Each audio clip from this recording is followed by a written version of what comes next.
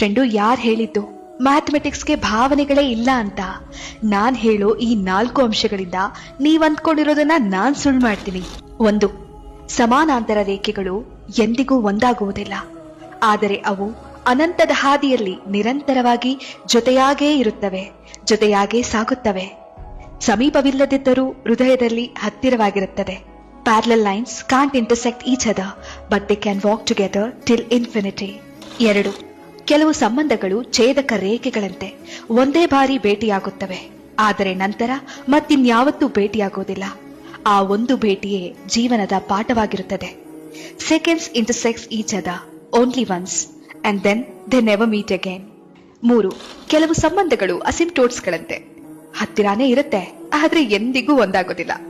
ಜೊತೆಗಿದ್ದು ದೂರವಿರೋ ಸಂಬಂಧಗಳದೆಷ್ಟೋ ಇದೆ ಅಲ್ವಾ ಫ್ರೆಂಡು? ಅದೇ ತರ asymptotes keep getting together, but they never touch.